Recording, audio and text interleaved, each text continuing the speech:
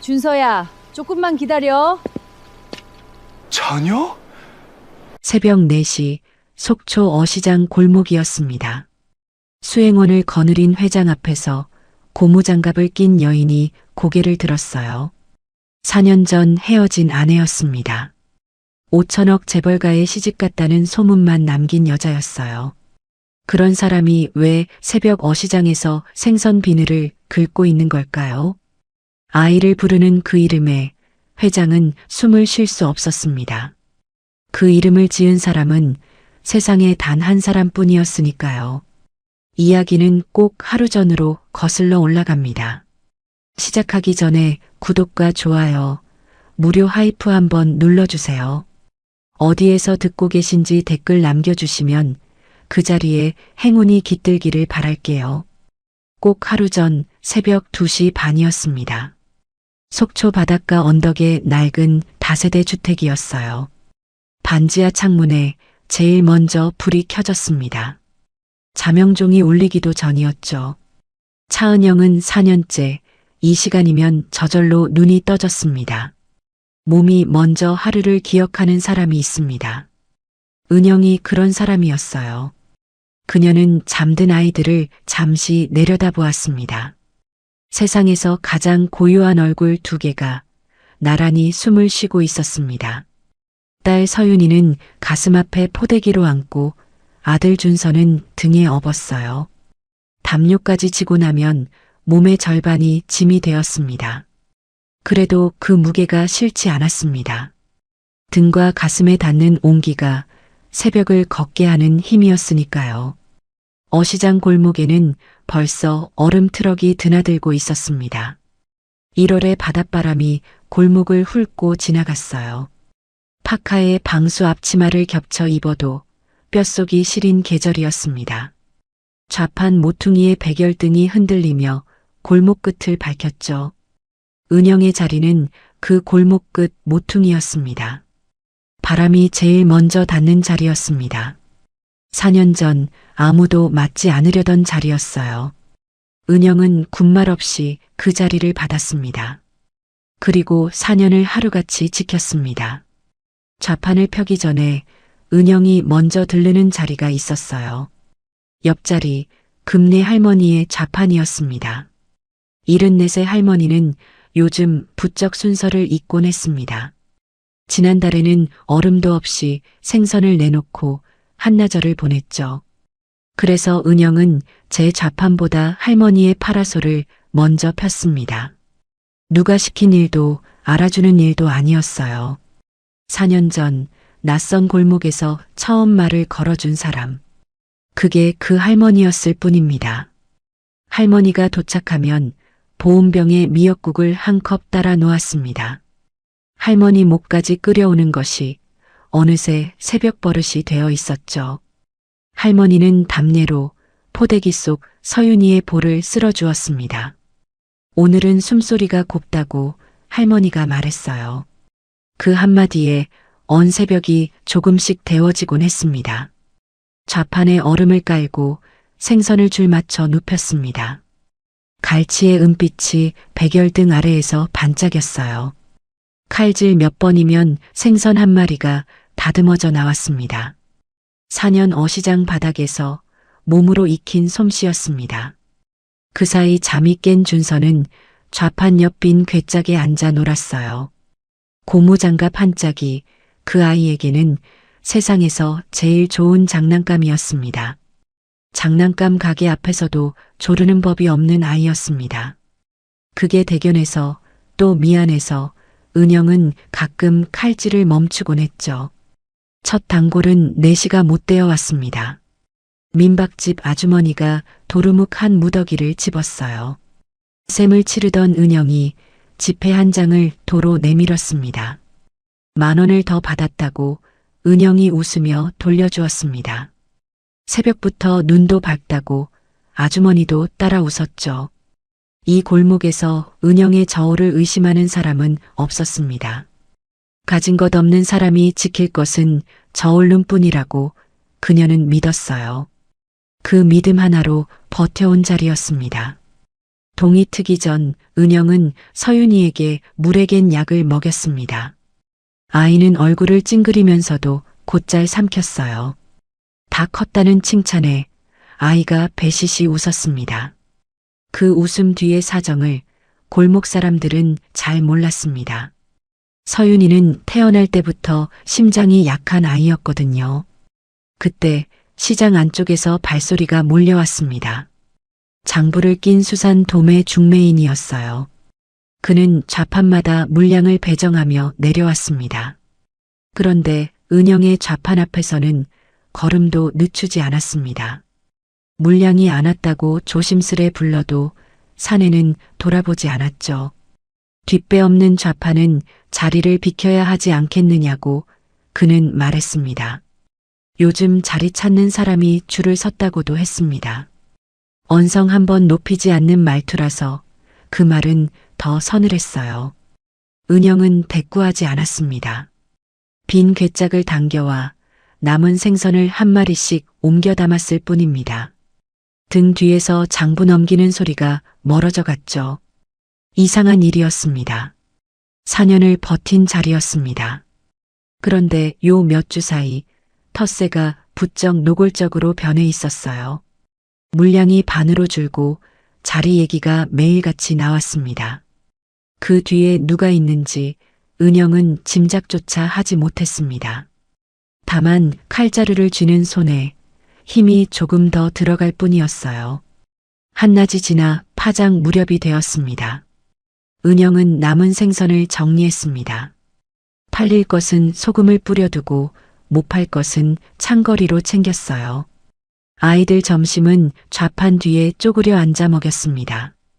보온 도시락에 주먹밥을 준서가 볼이 미어지게 물었습니다. 서윤이는 반개를 다 못 먹고 엄마 품을 파고들었어요. 은영의 끼니는 식은 주먹밥에 남은 반개였습니다. 좌판 하나로 세 식구가 먹고 약값을 대고 월세를 냈습니다. 빠듯한 셈이었지만 남의 돈을 넘본 적은 없었죠. 전대가 두툼해진 날은 집으로 가는 언덕길이 가벼웠습니다. 수술비까지 얼마가 남았는지 자면서도 훤히 꿰고 있었어요. 좌판을 거들 무렵 상인의 총무가 종이를 붙이고 다녔습니다. 파라솔 기둥마다 공고문이 한 장씩 매달렸죠. 내일 새벽 높은 손님들이 시장을 둘러본다고 했습니다. 좌판을 정돈하라는 내용이었습니다. 검은 차들이 들어올 거라고 총무는 목소리를 높였어요. 은영은 괴짝을 나르느라 그 종이를 건성으로 넘겼습니다. 그 종이 위에 적힌 회사 이름 넉 자를 그녀는 끝내 읽지 못했죠. 그 이름을 읽었더라면 그날 밤 은영은 짐을 쌌을지도 모릅니다. 그날 저녁 반지하 방으로 어스름이 스며들었습니다. 은영은 좁은 방바닥에 쌍둥이를 나란히 눕혔어요. 머리맡에는 약봉지가 날짜별로 가지런히 놓여 있었습니다. 지난주 정기검진에서 의사는 처음으로 다른 말을 꺼냈습니다. 서윤이가 이제 수술을 견딜 만큼 자랐다고 준비를 시작하자고요. 4년을 기다려온 말이었습니다. 계단 몇 개에도 입술이 파래지던 아이였어요. 그런데 그 순간 기쁨보다 먼저 가슴을 누른 것이 있었습니다. 돈이라는 두 글자였습니다. 그녀는 장판 밑에 넣어둔 전대를 꺼냈어요. 꼬깃한 지폐 몇 장이 그 안에 잠들어 있었습니다. 4년을 한 푼씩 모아 온 수술 미천이었죠. 그래도 병원에서 말한 숫자에는 한참이 모자랐습니다. 튼 손끝이 지폐 위에서 자꾸 미끄러졌습니다. 엄마가 어떻게든 해볼게. 그 혼잣말은 아이들의 숨소리에 묻혔어요. 그리고 다음 날 새벽 2시 반 은영은 다시 눈을 떴습니다. 아이들을 싸매고 나선 골목은 여느 날처럼 어두웠어요. 파라솔 기둥의 공고문이 바닷바람에 파르르 떨고 있었습니다. 높은 손님들이 온다던 바로 그 새벽이었죠. 그 시각 골목 반대편에서는 검은 차들의 전조등이 안개를 가르고 있었습니다. 그 차가 제 운명을 싣고 온다는 것을 은영은 까맣게 몰랐습니다. 같은 날 오전 서울 서한식품 본사였습니다. 회의실에는 20명의 임원이 앉아 있었습니다. 그러나 방 안의 공기는 한 사람의 호흡을 따라 움직였죠. 47의 회장 서준혁이었습니다. 안건은 강원도 수산물 직거래 협약이었어요. 속초 어시장과 직송 계약을 맺고 시장 시설까지 지원하는 사업이었습니다. 협약식에는 제가 직접 가겠다고 준혁이 말했습니다. 회의실이 잠깐 조용해졌죠. 회장이 지방시장까지 직접 내려가는 일은 좀처럼 없었으니까요. 그때 상석 옆에서 낮은 목소리가 끼어들었습니다. 서국환 부회장, 준혁의 작은아버지였습니다. 회장이 움직일 규모가 아니라고 담당 상무를 보내라고 그는 말했어요. 66의 부회장은 그룹의 안살림을 오래 쥐어온 사람이었습니다. 그러나 준혁의 대답은 짧았습니다. 이 사업은 아버지가 마지막까지 챙기시던 겁니다. 제가 가는 게 맞습니다. 국화는 더 말하지 않고 찻잔만 들었어요. 그 손끝이 잠깐 멈칫한 것을 그 자리에 누구도 눈여겨보지 않았습니다. 회의가 끝나고 국화는 부회장실 창가에 오래 서 있었습니다. 협약 공문을 다시 넘겨보는 손길이 평소보다 느렸죠. 속초라는 두 글자 위에서 시선이 한참을 머물렀습니다. 이윽고 그는 수화기를 들었다가 소리 없이 내려놓았어요. 그 망설임이 무엇이었는지는 아직 아무도 모릅니다. 그날 밤 준혁은 한남동 자택 서재에 혼자 있었습니다. 벽면 진열장에는 선대회장의 사진이 놓여 있었죠. 그 옆에 작은 유리 상자는 4년째 비어 있었습니다. 집안 대대로 내려오던 옥 인장이 있던 자리였어요. 준혁은 그 빈자리를 지날 때마다 눈을 돌리는 버릇이 생겼습니다. 보고 싶지 않은 기억이 그 유리 안에 살고 있었으니까요. 협약 서류를 챙기다가 서랍 깊은 곳에서 손이 멎었습니다. 낡은 노트 한 권이 서류 밑에 깔려 있었습니다. 표지에 아무것도 적히지 않은 하늘색 노트였어요. 결혼하던 해 아이가 생기면 쓰려고 사둔 노트였습니다. 첫 장에는 준혁의 글씨로 이름 2개가 나란히 적혀 있었습니다. 아들이면 준서, 딸이면 서윤. 옥편을 무릎에 얹고 밤을 새우던 그 겨울의 글씨였어요. 이 이름은 어떠냐고 물으면 아내는 소리내어 웃곤 했습니다. 그 웃음소리까지 글씨 위로 되살아나는 것 같았습니다. 준혁은 노트를 펴지 않았어요.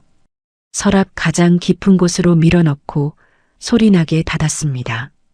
4년 전에 끝난 이야기였습니다. 아내는 회사 기밀을 빼돌리고 아버지의 유품까지 손댄 여자였어요. 접속 기록이 있었고 사물함에서 옥 인장이 나왔습니다. 증거는 완벽했습니다. 단 한 번도 의심할 여지가 없었어요. 다만 법원 복도에서 마지막으로 봤던 얼굴이 가끔 떠올랐습니다. 억울하다며 울던 여자가 그날은 이상하리만치 덤덤했습니다. 서류를 밀어놓고 뒤도 돌아보지 않고 걸어나갔죠. 그 등이 어째서 4년이 지나도록 잊히지 않는지 준혁은 알지 못했습니다. 이혼 뒤에 들려온 소문이 그 마음에 못을 박았습니다. 5천억 자산가라는 해외 사업가와 재혼해 한국을 떠났다는 얘기였어요. 그럼 그렇지 하고 준혁은 뒷조사할 마음마저 접었습니다. 그날 이후 그 이름을 입에 올린 적이 없었습니다. 그런데 요즘도 가끔 서랍 깊은 곳에 손이 가는 밤이 있었어요. 오늘이 그런 밤이라는 것을 준혁은 인정하지 않았습니다. 서재의 불은 자정이 넘어서야 꺼졌습니다. 다음 날 새벽 검은 차 석 대가 미시령을 넘었어요. 차창 밖으로 바다 안개가 뿌옇게 흘러갔습니다. 협약식은 오전에 상인회관에서 열릴 예정이었습니다. 그러나 준혁은 그보다 먼저 새벽 시장을 보고 싶었죠. 카메라도 기자도 없는 시간이었습니다. 아버지는 생전에 시장이 그룹의 뿌리라고 입버릇처럼 말했어요. 서한식품의 첫 가게가 어시장 골목의 작은 어물전이었기 때문입니다. 아들은 그 말의 뜻을 이 새벽에야 보러 가는 셈이었습니다. 속초 어시장 입구에는 상인의 사람들이 나와 있었어요. 이 새벽에 직접 오실 줄 몰랐다며 상인회장이 두 손을 내밀었습니다. 새벽 시장을 봐야 진짜 시장을 본다고 준혁은 웃으며 답했습니다. 그러나 그 눈은 벌써 골목 안쪽을 훑고 있었죠. 경매장 쪽에서 새벽호가 소리가 파도처럼 밀려왔습니다. 낡은 지붕 아래로 얼음 녹은 물이 뚝뚝 떨어졌어요. 바닥은 물이 빠지지 않아 걸음마다 질척였습니다. 고칠 곳을 헤아리는 회장의 눈이 그것들을 하나씩 담았죠. 수첩을 든 수행원의 메모가 걸음을 따라 늘어갔습니다. 안쪽까지 걸어서 보겠다며 준혁은 좌판 골목으로 들어섰습니다. 생선 비린내와 얼음 냄새가 새벽 공기에 섞여 있었어요. 백열등 아래 좌판들이 하나둘 지나갔습니다. 그때 골목 끝에서 규칙적인 칼질 소리가 들려왔습니다. 도마에 칼이 닿는 익숙하고 단정한 소리였어요. 파라솔 아래 한 여인이 등을 보인 채 일하고 있었습니다. 낡은 파카 위에 방수 앞치마를 두른 몸이었습니다. 가슴 앞에는 포대기로 아이 하나를 안고 있었죠. 좌판 옆 괴짝에는 담요를 두른 아이가 하나 더 앉아 있었습니다. 왜인지 준혁의 시선이 그 좌판에서 떨어지지 않았습니다. 아이 둘을 데리고 새벽 좌판에 선 여자가 어쩐지 눈에 밟혔어요. 그때 여인이 봉지를 건네고 머리칼을 쓸어 올리며 고개를 들었습니다. 그 순간 준혁의 걸음이 그 자리에 붙어버렸습니다. 골목의 소란이 한꺼번에 멀어졌어요. 차은영이었습니다. 4년 전 법원 복도에서 마지막으로 봤던 그 얼굴이었습니다. 두 뺨이 헬쑥하게 꺼지고 손등이 터서 갈라져 있었어요. 5천억 재벌가로 시집갔다던 여자가 새벽 좌판에 서 있었습니다. 잘못 봤다고 닮은 사람이라고 생각하려 했습니다. 그러나 4년을 함께 산 얼굴을 못 알아볼 리 없었죠. 재혼에 떠났다던 사람이 왜 여기 있는가? 그 물음이 목까지 차오르는데 발은 움직이지 않았습니다. 뒤따르던 수행원이 걸음을 멈추고 눈치를 살폈어요. 그때 여인이 좌판 옆 괴짝을 돌아보며 아이를 불렀습니다. 준서야, 조금만 기다려. 준혁의 숨이 그 자리에서 멎었습니다. 준서, 서랍 깊은 곳 하늘색 노트에 제 손으로 적어둔 이름이었죠. 그 이름이 왜 하필 이 새벽 골목에서 들려오는 걸까요? 그 답을 찾는 데에 앞으로 열흘이 걸린다는 것을 준혁은 아직 몰랐습니다. 준혁은 저도 모르게 좌판 쪽으로 걸음을 옮겼습니다. 수행원들에게는 먼저 가 있으라고 짧게 일렀습니다. 머릿속보다 발이 먼저 움직이고 있었어요. 무슨 말을 꺼내야 할지는 한 글자도 정리되지 않았습니다. 여인은 다음 손님의 생선을 싸고 있었습니다. 준혁이 그 이름을 부르기까지 한참이 걸렸죠. 차은영 씨. 그 낮은 목소리에 봉지를 묶던 손이 멎었습니다. 은영은 고개를 들지 않았어요. 비닐 매듭을 마저 지어 손님에게 건네고 잔돈까지 셌습니다. 그 몇 초가 두 사람에게는 유난히 길었죠. 이윽고 은영이 몸을 돌렸습니다. 4년 만에 두 사람이 마주 보았습니다.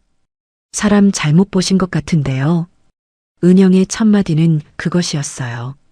손님이 아니면 비켜달라고 장사 중이라고 그녀는 말했습니다.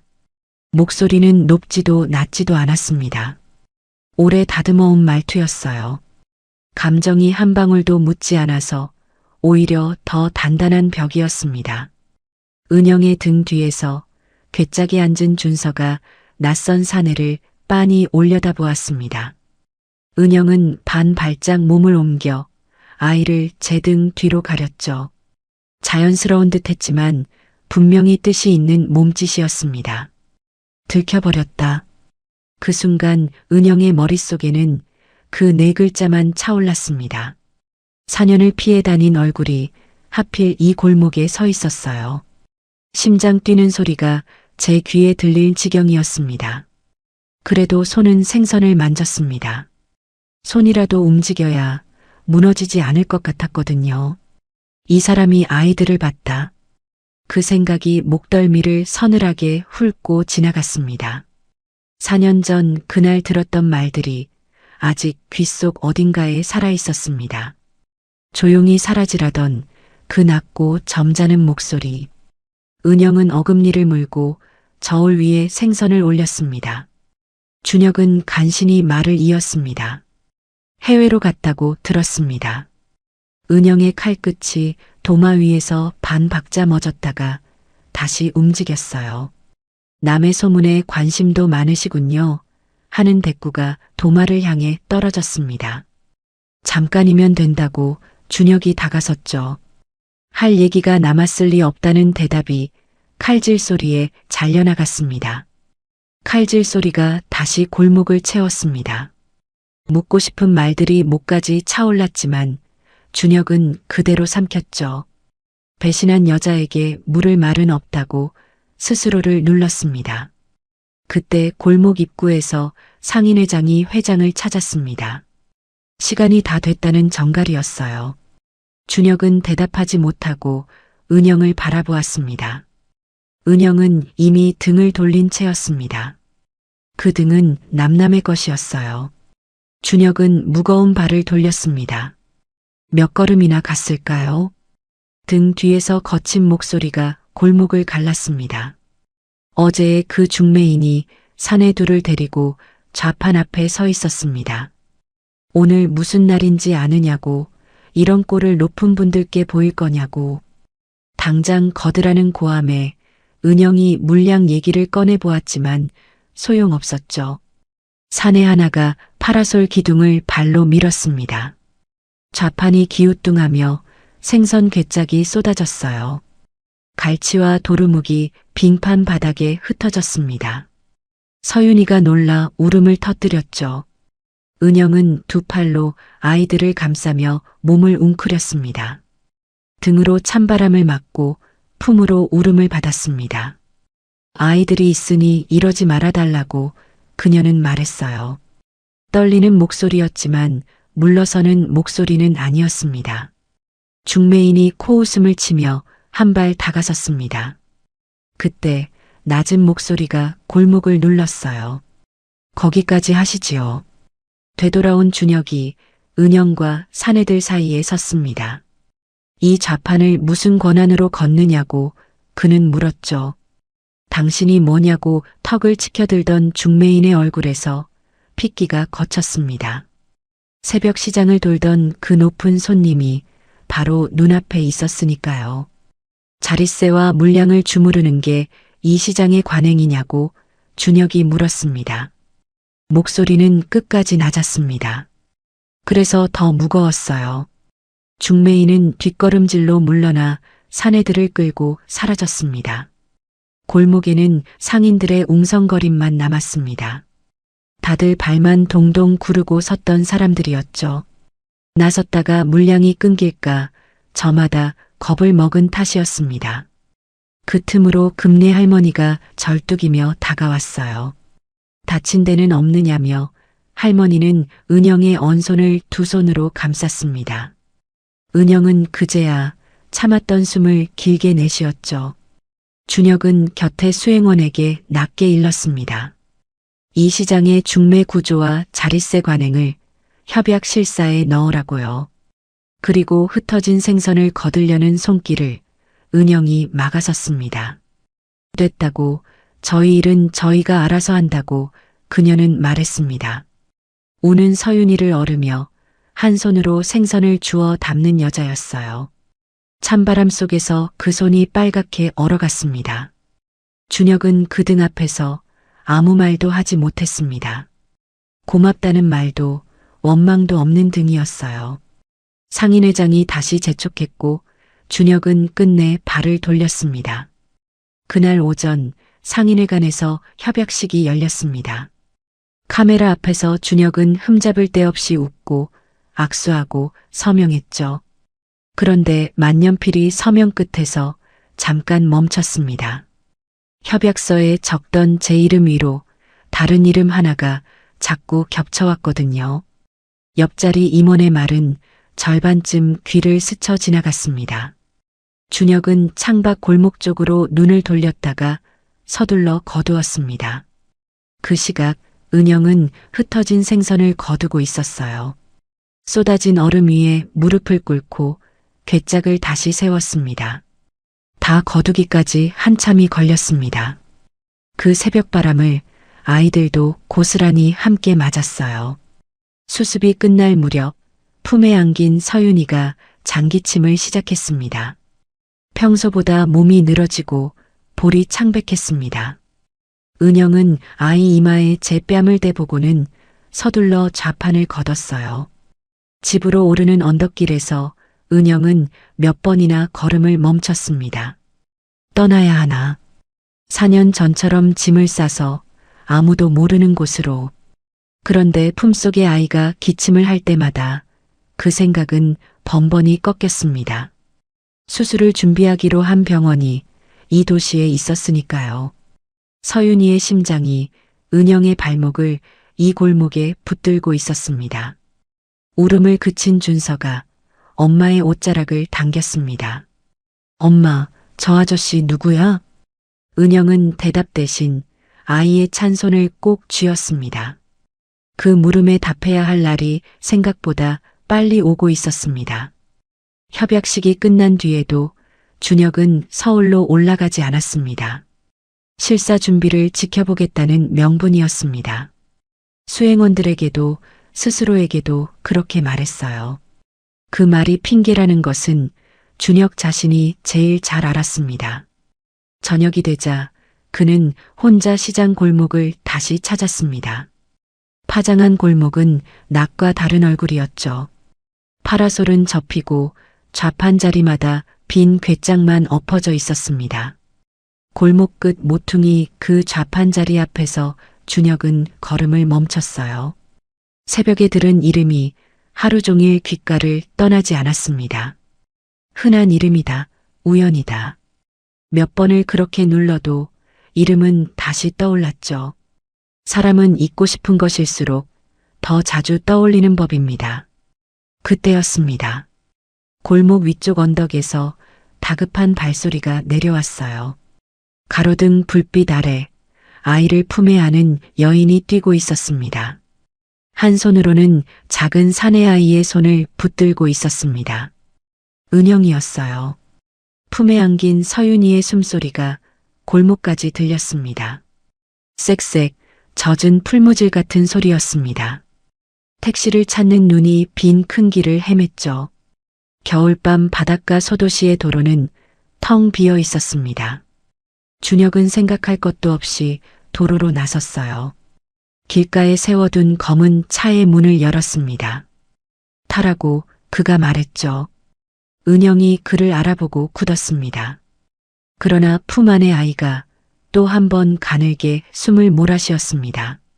그 소리가 망설임을 끊어냈어요. 병원까지만 부탁한다고 은영은 말했습니다. 세상에서 제일 무거운 부탁이었습니다. 가장 기대고 싶지 않은 사람에게 손을 내밀어야 하는 밤이었으니까요. 차는 밤길을 갈랐습니다. 준혁은 말없이 히터의 바람을 뒷좌석으로 돌렸습니다. 은영은 아이의 가슴에 귀를 붙인 채 아무 말이 없었어요. 룸미러에 눈이 마주칠 때마다 시선을 창밖으로 피했습니다. 준서는 그 옆에 바짝 붙어 제 무릎만 내려다보았습니다. 차 안에는 아이의 가쁜 숨소리와 엔진 소리만 흘렀어요. 4년 만에 한 차에 탄 두 사람은 끝내 한마디도 나누지 않았습니다. 할 말이 없어서가 아니었죠. 어디서부터 말해야 할지 둘 다 몰랐을 뿐입니다. 응급실 앞에 차가 서기 무섭게 은영이 뛰어내렸습니다. 심장이 약한 아이라고 숨소리가 이상하다고 외치는 목소리가 떨렸죠. 의료진이 서윤이를 받아 안고 처치실로 달렸습니다. 은영이 그 뒤를 따라 사라졌습니다. 이런 밤이 그녀에게는 처음이 아니었어요. 아이를 안고 밤길을 달리던 겨울이 몇 번이나 있었습니다. 그때마다 곁에는 아무도 없었습니다. 오늘 밤이 다른 것은 단 하나뿐이었어요. 병원까지 오는 길이 이번에는 짧았습니다. 곁에 누군가의 차가 있었어요. 그 사실이 무엇을 뜻하는지 은영은 생각할 겨를이 없었습니다. 복도에는 준혁과 준서만 남았습니다. 낯선 형광등 아래에서도 내 살배기는 울지 않았죠. 이런 밤이 처음이 아닌 아이의 얼굴이었습니다. 준서는 곁에 선 큰 어른을 물끄러미 올려다보았습니다. 그러더니 작은 손으로 준혁의 코트 자락을 꼭 쥐었어요. 무서워서 그러냐고 몸을 낮추자 아이는 고개만 저었습니다. 그리고 그 손을 놓지 않은 채 의자에서 꾸벅꾸벅 졸았습니다. 준혁은 코트를 벗어 아이에게 덮어주었어요. 아이가 잠결에 낮게 엄마를 불렀습니다. 그 작은 소리에 가슴 어딘가가 이상하게 저릿했죠. 47회를 살며 처음 느껴보는 감정이었습니다. 무엇이라 이름 붙여야 할지 그는 알지 못했어요. 잠든 아이의 얼굴을 준혁은 한참 내려다보았습니다. 어디선가 본 얼굴이었습니다. 서재 책장에 꽂힌 낡은 앨범, 4살 무렵의 제 사진. 그 사진 속 얼굴이 눈앞에 아이와 겹쳐왔죠. 준혁은 고개를 저었습니다. 아이들 얼굴이야 다 비슷한 법이라고 애써 생각을 접었어요. 1시간쯤 지나 처치실 문이 열렸습니다. 고비는 넘겼다고 오늘은 입원해서 지켜보자고 의사가 말했습니다. 새벽에 찬 바람을 오래 쐰 것이 컸다고요. 은영의 고개가 툭 떨어졌습니다. 새벽 빙판에 흩어지던 생선 괴짝이 그 곁에 아이들이 떠올랐거든요. 그래도 몸이 이제 수술을 견딜 만큼 자란 게 다행이라고 의사는 덧붙였습니다. 서윤이가 입원실로 옮겨질 때 침대가 복도의 준혁 곁을 지났습니다. 반쯤 잠든 아이의 손이 이불 밖으로 늘어져 있었어요. 그 작은 손이 스쳐가던 준혁의 손가락을 무심코 감아쥐었습니다. 잠깐이었습니다. 침대는 곧 병실로 사라졌지만 준혁은 제 손가락을 오래 내려다보았어요. 그때 간호사가 서류판을 들고 은영에게 다가왔습니다. 입원 수속이라고 아버님은 같이 안 오셨느냐고 물었습니다. 간호사의 시선이 복도의 준혁을 스쳤어요. 애 아빠는 없어요. 은영의 대답은 짧고 단단했습니다. 제가 다 한다고 그녀는 덧붙였습니다. 준혁은 그 말을 등으로 들었죠. 왜인지 그 짧은 말이 명치에 얹혔습니다. 수속 창구에서는 밀린 검사비와 약값 얘기가 이어졌어요. 이번 입원비까지 더해지면 부담이 클 거라는 직원의 낮은 목소리. 은영은 고개를 숙인 채 금방 마련하겠다고만 했습니다. 그 말이 겨울 복도에 얇게 깔렸죠. 준혁의 손이 저도 모르게 코트 안주머니로 올라갔습니다. 그러다 그 손은 허공에서 멈췄어요. 지금 지갑을 꺼내면 그것은 도움이 아니라 모욕이 될 것이었습니다.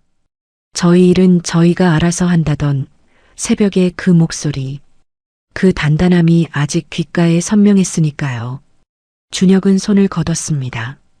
대신 독촉 소리에 창구 쪽으로 한 걸음 다가섰습니다. 그 걸음에 창구 위에 입원 서류가 시야에 들어왔어요. 인적사항 칸의 글씨가 형광등 아래 또렷했습니다.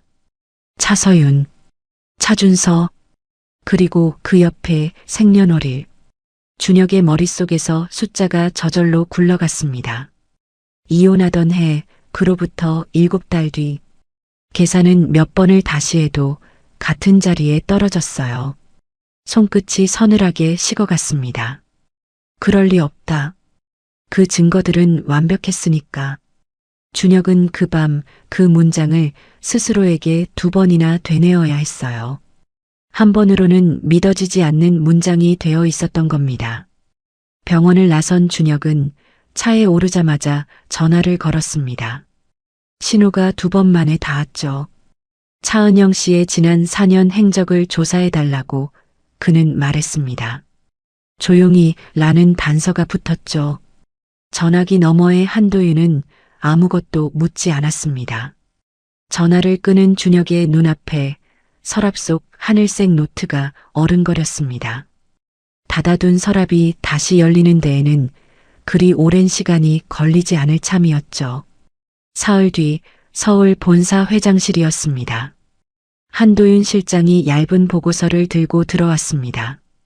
문이 닫히고도 실장은 한동안 입을 열지 않았어요. 말하라는 짧은 재촉에 첫 문장이 나왔습니다. 재혼 기록이 없습니다. 준혁이 천천히 눈을 들었습니다.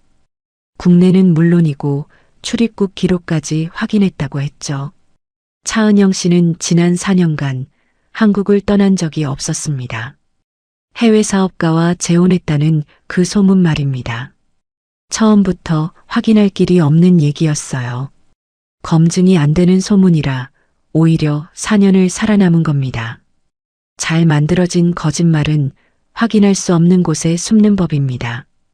그럼 그 소문은 누가 만들었는가? 그 물음이 준혁의 손끝을 서류 위에 먹게 했습니다. 소문의 발언도 추적해 보았습니다. 그룹 홍보라인 바깥에 오래된 인맥들이 나왔어요. 아직은 심증 단계라고 실장은 조심스레 덧붙였습니다. 보고서의 다음 장은 더 무거웠습니다. 이혼 직후의 행적은 기록이 아니라 발로 확인했다고 했죠. 강원도의 한 미혼모 시설에서 그녀를 기억하는 이를 만났다고요. 미혼모라는 말에 준혁의 숨이 멎었습니다. 이혼 7달 뒤 그녀는 그곳에서 쌍둥이를 낳았습니다. 임신한 몸으로 나가셨던 거라고 한도윤이 말을 맺었어요. 회장실이 조용해졌습니다. 창밖에 서울 하늘이 잿빛으로 낮게 깔려 있었죠. 임신한 아내를 나는 겨울거리로 내보냈다. 그 문장이 준혁의 안에서 소리 없이 무너져 내렸습니다. 왜 말하지 않았을까 하는 물음이 뒤따라 올라왔습니다. 그리고 그 물음에는 스스로 답할 수밖에 없었어요. 말했어도 믿지 않았을 것이다. 그때의 나는 증거만 믿는 사람이었으니까. 한 가지가 더 있었습니다. 사건을 맡았던 보안팀장 문석기가 마무리 직후 사표를 냈습니다. 이유가 석연치 않았다고 했죠. 그리고 속초 중매인의 텃세도 있었습니다. 협약 공문이 돌던 무렵부터 부쩍 심해졌다고 했죠. 우연이라기엔 시점들이 서로 맞물려 있었습니다. 조사를 전부 계속하라고 이르고 준혁은 창가에 오래 서 있었습니다. 그 무렵 속초에서는 은영이 병원 상담실에 앉아 있었어요. 수술 날짜가 잡혔다는 기다리던 말이 나왔습니다. 3주 뒤였습니다. 그런데 그 말 뒤에 다른 말이 따라왔어요. 수술 전까지 선납 보증금이 필요하다는 얘기였습니다. 직원이 내민 안내문의 숫자를 은영은 한참 내려다보았습니다. 4년을 모은 전대를 다 털어도 절반이 못 되는 금액이었어요. 기한은 딱 2주. 구원인 줄 알았던 소식이 그날부터 은영을 쫓는 시안이 되었습니다. 은영은 그날도 새벽 좌판에 나갔습니다. 낮에는 건어물 공장 일을 새로 얻었죠. 오징어를 널고 걷는 일에 튼 손등이 소금기로 쓰라렸습니다. 잠은 하루 4시간으로 줄었습니다. 그 며칠 사이 금내 할머니가 좌판에 주먹밥을 놓고 가곤 했어요. 새댁이 제 몫에 국을 놓고 가던 바로 그 자리였습니다. 이러지 마시라는 만류에 할머니는 늙은이 눈은 못 속인다고만 했습니다. 요즘 새댁 얼굴이 반쪽이라고요. 은영은 주먹밥을 쥔 채 잠깐 고개를 돌렸습니다. 부어주기만 하던 사람이 처음으로 받는 법을 배우는 중이었습니다. 그 무렵 준혁은 다시 속초에 내려와 있었어요. 실사 점검이라는 명분을 이제 아무도 묻지 않았습니다. 은영이 병원에 간 시간, 그는 골목 끝 좌판 앞에 섰습니다. 빈자리 옆에서 금리 할머니가 도루묵을 다듬고 있었어요. 새댁을 찾아왔느냐고 할머니가 먼저 아른체를 했습니다. 좌판을 지켜준 그 양반을 할머니는 기억하고 있었습니다. 준혁은 할머니 곁에 쪼그려 앉았어요.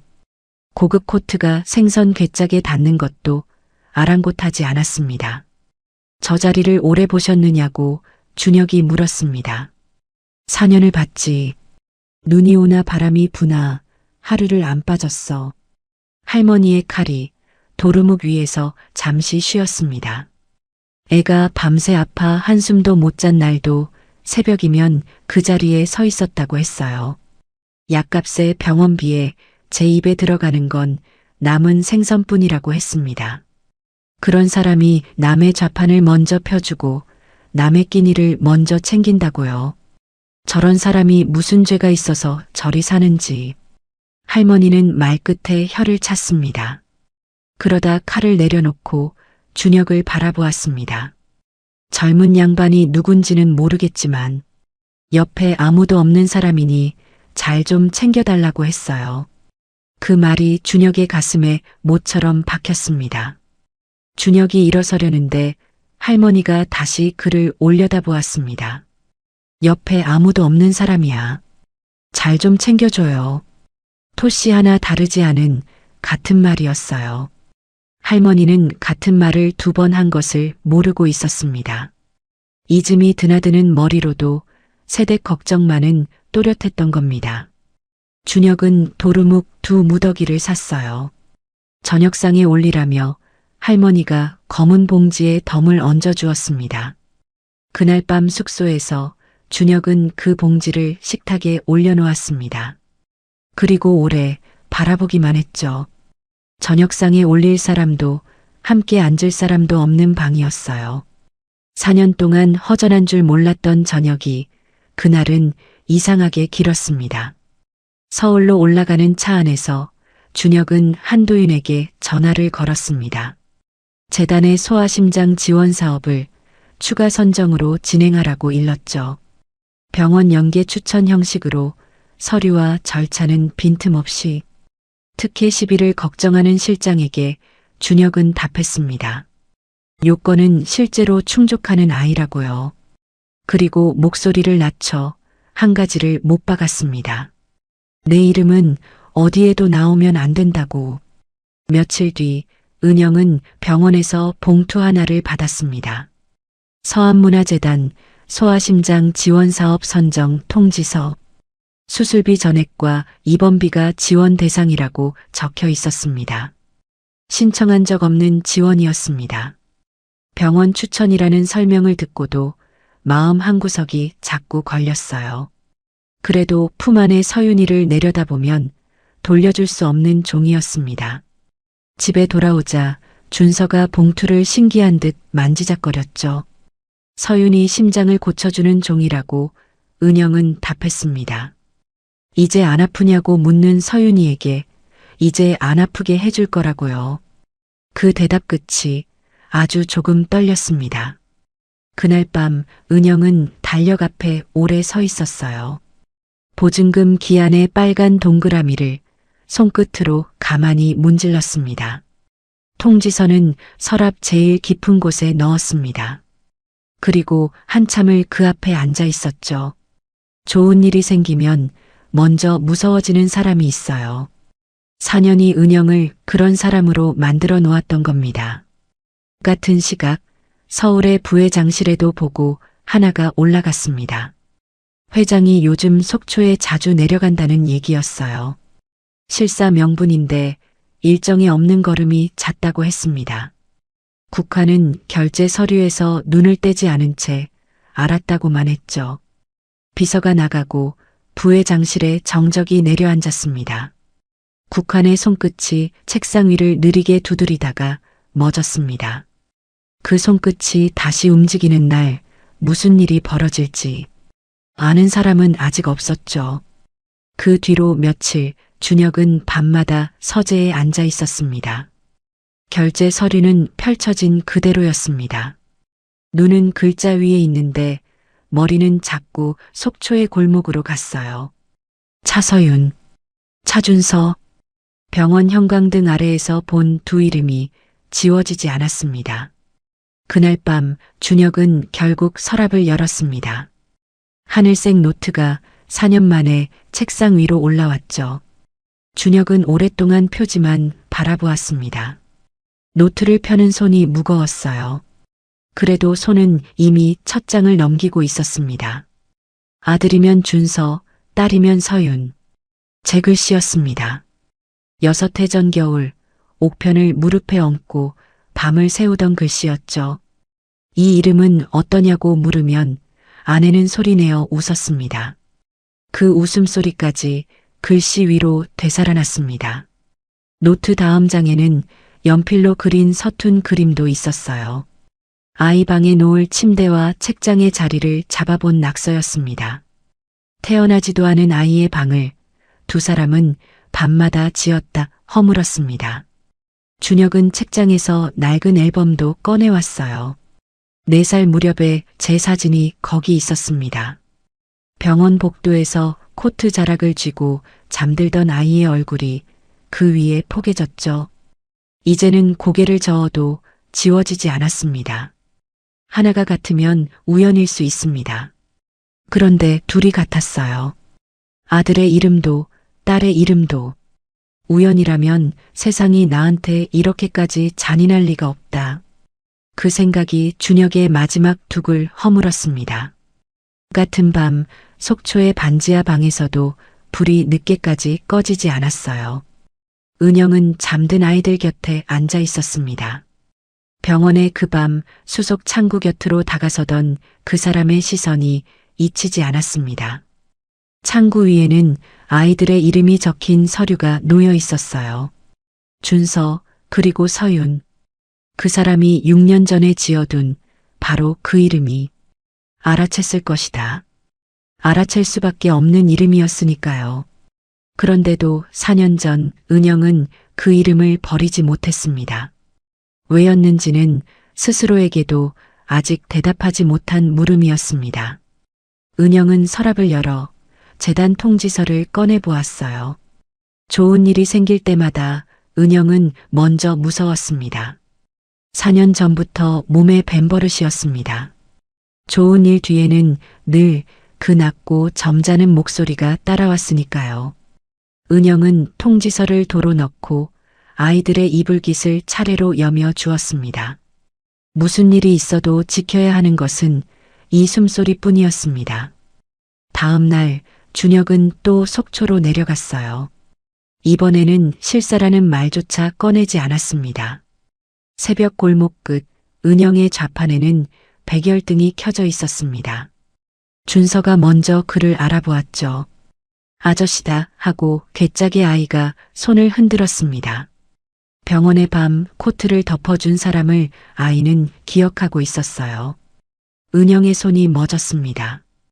아이를 등 뒤로 세우는 몸짓이 지난번보다 느렸죠. 또 오셨느냐는 인사에 물건을 사러 왔다고 준혁은 답했습니다. 그리고 갈치 2마리를 가리켰어요. 은영은 말없이 생선을 손질해 쌌습니다. 저울 눈금을 맞추고 거스름돈을 한 푼까지 정확히 셌죠.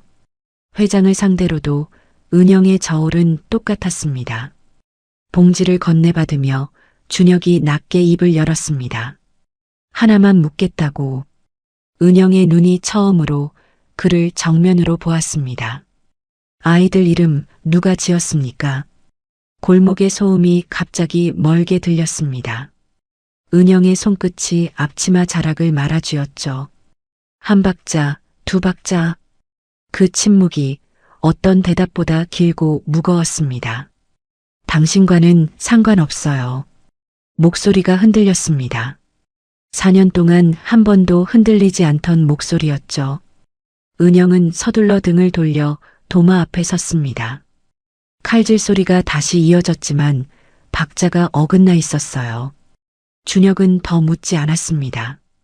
그 흔들림이 어떤 대답보다 확실한 대답이었으니까요. 돌아서는 등 뒤에서 준서가 또 손을 흔들었습니다. 준혁은 차마 그 인사를 받지 못했죠.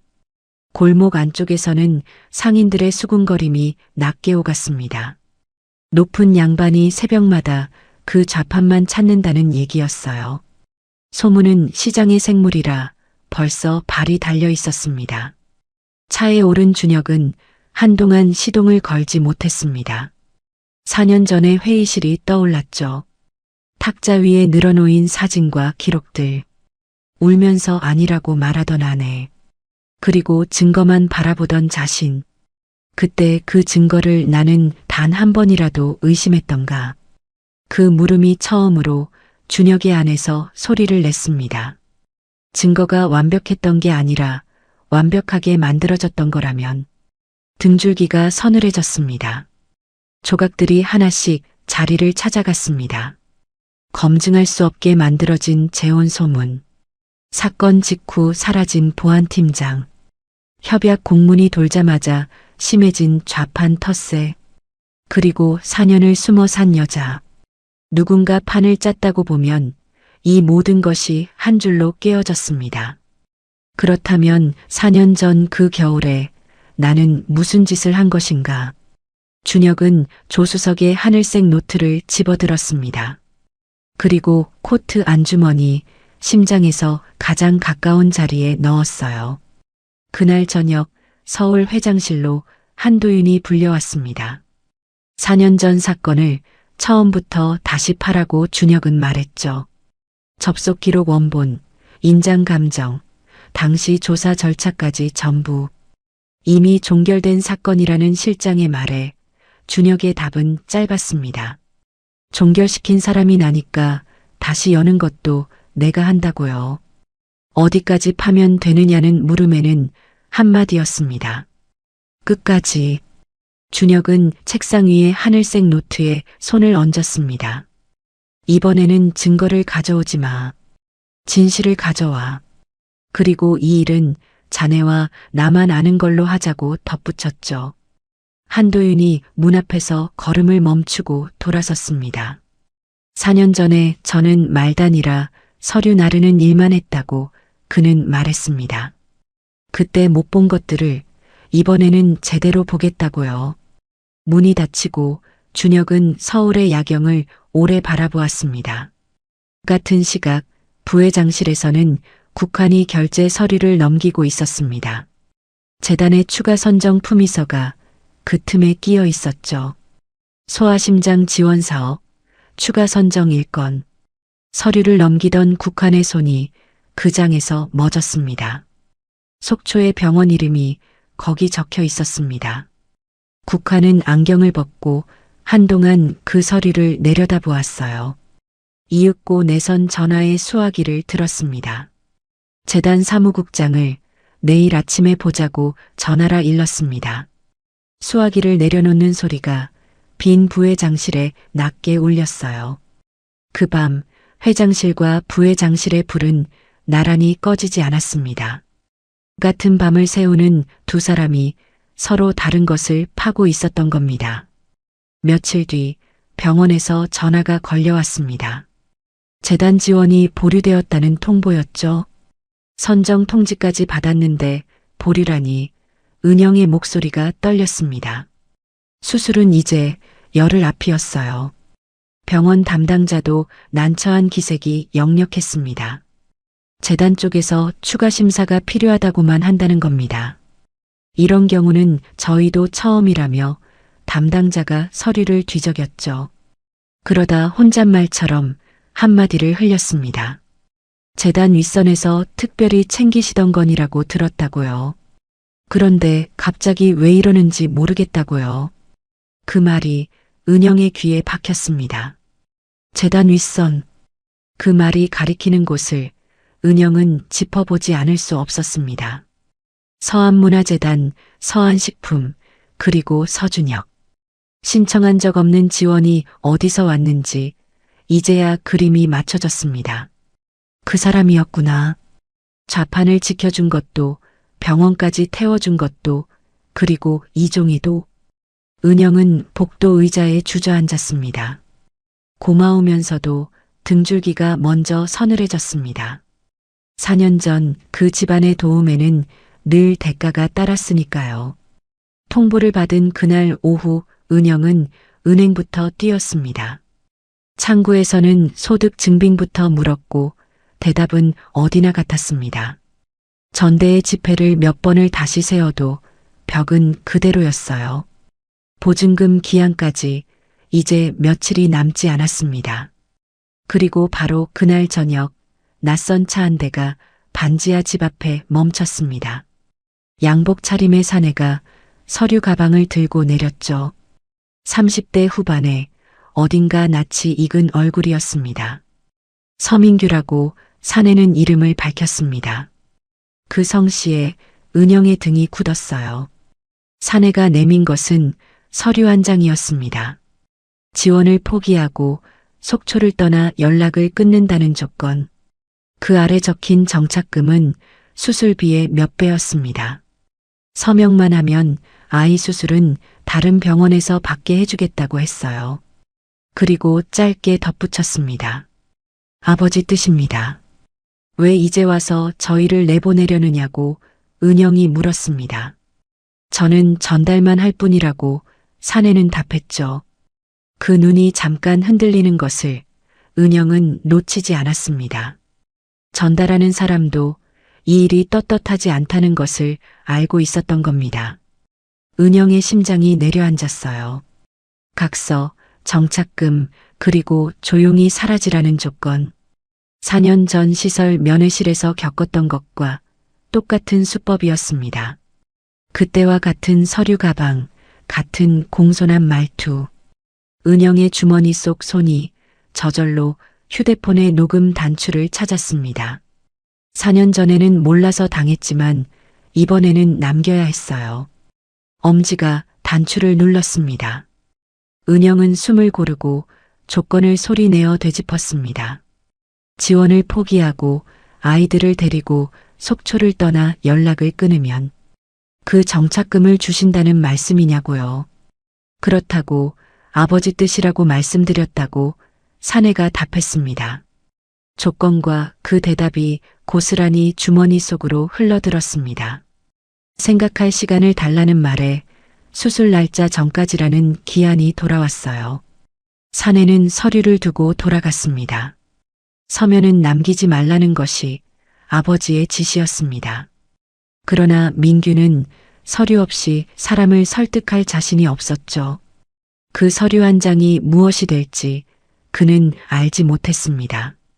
돌아가는 차 안에서 민규는 아버지에게 짧게 보고했습니다.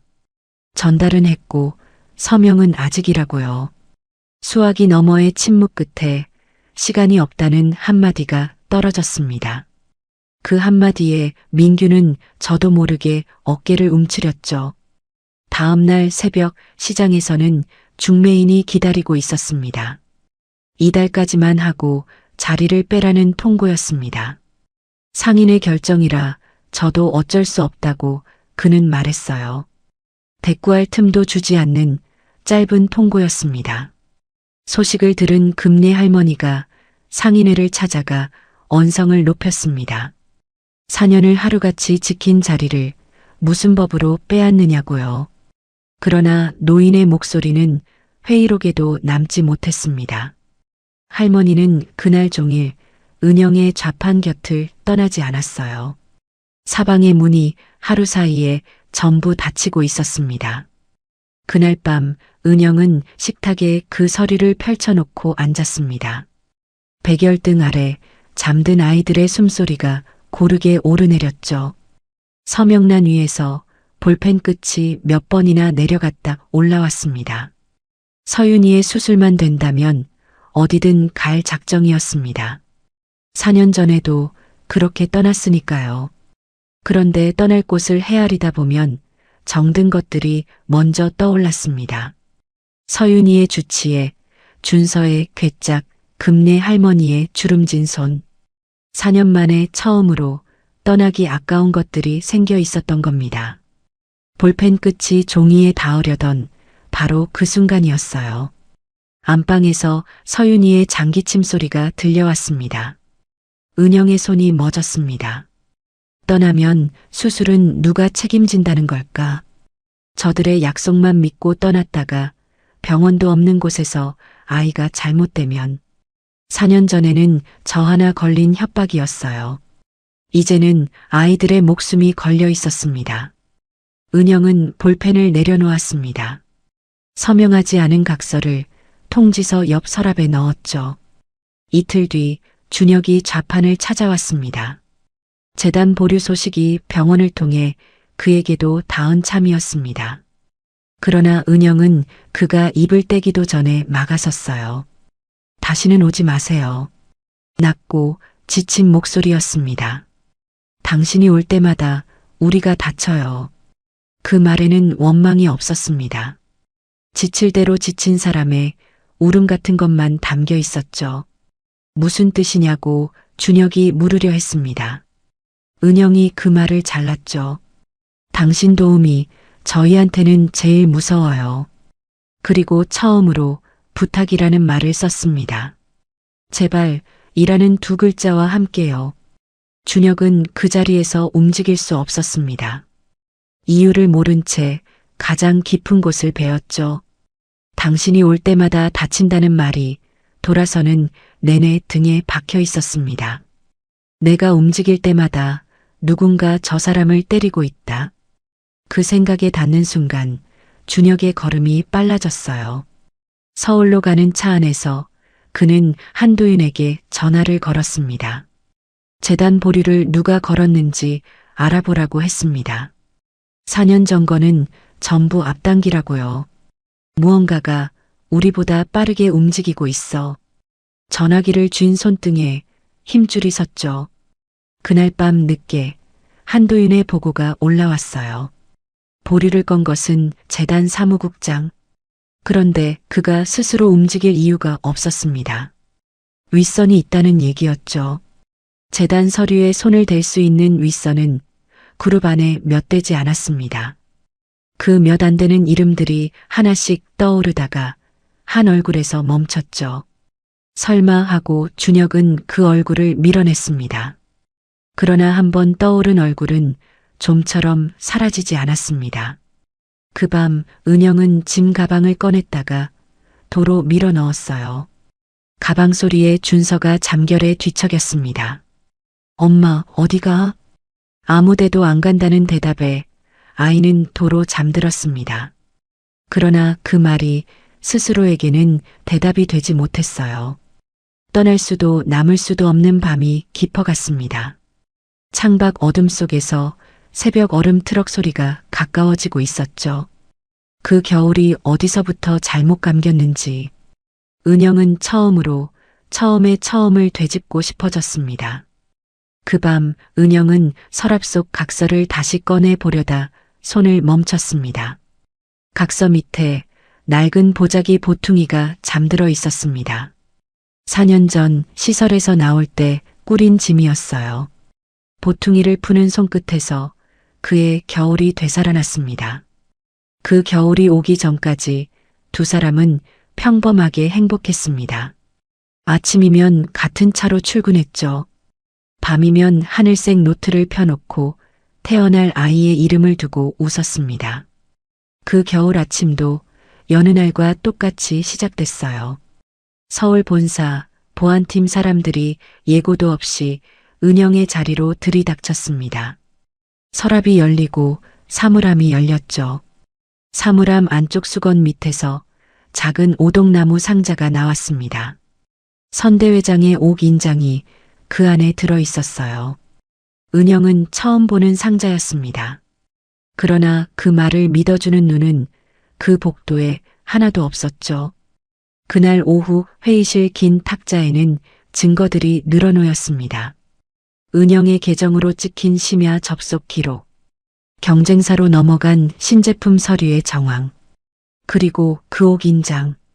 제가 안 했다는 말은 서류 더미에 부딪혀 힘없이 부서졌습니다. 누구도 은영의 눈을 봐주지 않았어요. 서류만 보면 은영 스스로도 제가 범인 같았습니다. 그만큼 완벽하게 짜여 있었던 겁니다. 탁자 끝에 준혁은 끝내 고개를 들지 않았죠. 은영은 그 자리에서 마지막으로 한번 남편을 불렀습니다. 서류 말고 나를 봐요. 준혁의 어깨가 잠깐 흔들렸습니다. 그러나 고개는 끝내 들리지 않았어요. 그 숙인 옆 얼굴이 어떤 고함보다 아팠습니다. 형사 고발 얘기가 나왔을 때였습니다. 낮은 목소리 하나가 회의실을 정리했죠. 그룹 이미지가 있으니 조용히 마무리하자고요. 국환이었습니다. 그때 은영은 그 말이 마지막 배려인 줄로만 알았어요. 그 말 뒤에 무엇이 덮여 있었는지는 4년이 지난 지금도 모릅니다. 이혼 서류에 도장을 찍던 날 은영은 울지 않았습니다. 울 힘까지 그 겨울에 이미 다 써버렸으니까요. 빈손으로 나온 지 보름째 되던 날이었습니다. 은영은 제 몸의 변화를 알았습니다. 약국에서 산 작은 막대 위에 두 줄이 선명했어요. 세상이 무너진 자리에서 심장 두 개가 뛰기 시작한 겁니다. 은영은 강원도의 미혼모 보호시설로 들어갔습니다. 그의 시설의 겨울은 유난히 길었어요. 배가 불러오는 몸으로 종이봉투 붙이는 부업을 했습니다. 풀 마른 손가락 끝이 갈라졌죠. 그래도 손을 쉬면 불안이 먼저 밀려왔습니다. 원장은 밤마다 은영의 방 앞에 보리차를 놓아주었어요. 말없이 놓인 그 온기로 은영은 그 겨울을 건넜습니다. 그리고 어느 오후 면회실로 손님이 찾아왔습니다. 서국환이었죠. 수행원도 없이 혼자였습니다. 몸은 좀 어떠냐는 안부는 짧았고 본론은 낮았죠. 핏줄이 밝혀지는 순간 누명은 횡령 고발로 바뀔 거라 했습니다. 친부 쪽에서 양육권 소송도 들어갈 거라고 했습니다. 갓난아이가 정가자 어미 손에 크는 게 좋겠느냐고 그는 물었지요. 목소리는 끝까지 점잖았습니다. 그래서 더 무서웠어요. 조용히만 살면 아무 일도 없을 걸세. 국환이 다녀간 면회실에는 찻잔의 온기만 오래 식어갔습니다. 그날 밤 은영은 아이를 지키는 길이 무엇인지 밤새 생각했어요. 싸우는 길은 이길 수 없는 길이었습니다. 증거는 저들의 손에 있었습니다. 세상은 이미 은영을 범인이라 부르고 있었어요. 숨는 것만이 그때의 은영이 고를 수 있는 전부였습니다. 그날부터 은영은 세상에서 지워지는 길을 스스로 골랐습니다. 그 무렵 서울에서는 은영이 모르는 일이 하나 있었어요. 국환이 작고한 형님의 서재 정리를 자청한 겁니다. 서가 깊은 곳에 문서철 하나가 그날 국환의 가방으로 들어갔습니다. 은영의 필체로 색인이 정리된 그 문서철이었어요. 국환은 그것을 회수에 태웠습니다. 그러나 그가 모르는 것이 하나 있었죠. 비서였던 은영의 짐 속에는 색인을 옮겨 적은 수첩이 남아 있었습니다. 선대회장이 저를 믿으셨다는 마지막 증거였죠. 그래서 은영은 그것만은 버리지 못했습니다. 여름이 다갈 무렵 진통이 왔습니다. 분만실 앞에서 간호사가 보호자를 물었어요. 없다고, 저 혼자라고 은영은 답했습니다. 그 대답을 끝으로 12시간을 혼자 견뎠죠. 그리고 새벽 울음소리가 2번 울렸습니다. 하나가 울자 따라 우는 소리가 겹쳤어요. 그 두 울음이 무너진 세상을 다시 일으켜 세웠습니다. 생후 100일이 지날 즈음 서윤이의 심장에서 잡음이 들린다고 했습니다. 의사는 지켜보자고 했죠. 은영의 등에는 그날부터 짐이 하나 더 얹혔습니다. 연고도 아는 얼굴도 없는 속초로 온 것은 그때였습니다. 아무도 저를 모르는 곳.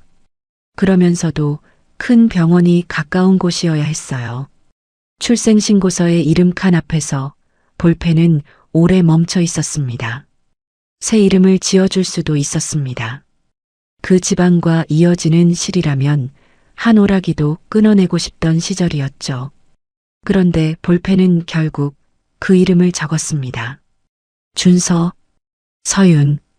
옥편을 무릎에 얹고 웃던 그 밤의 남자가 지은 이름이었습니다. 그 사람은 나를 버렸지만 이 이름을 지을 때의 그 사람은 진짜였으니까 아이들만은 사랑으로 지어진 이름으로 살게 하고 싶었어요. 그것이 4년 동안 아무에게도 말하지 못한 마지막 진심이었습니다. 보퉁이 위로 물방울 하나가 떨어졌습니다. 은영은 손등으로 눈가를 훔쳤어요. 보자기를 다시 묶으려다 손이 멈췄습니다. 보퉁이 밑바닥에서 손바닥만 한 수첩을 꺼냈습니다. 겉장이 바랜 그 수첩을 은영은 한참 들여다보았어요. 4년 전의 겨울이 왜 그렇게 흘러갔는지 여전히 다 알지 못했습니다. 다만 이 수첩이 무언가의 열쇠라는 예감만 이유 없이 짙어졌습니다.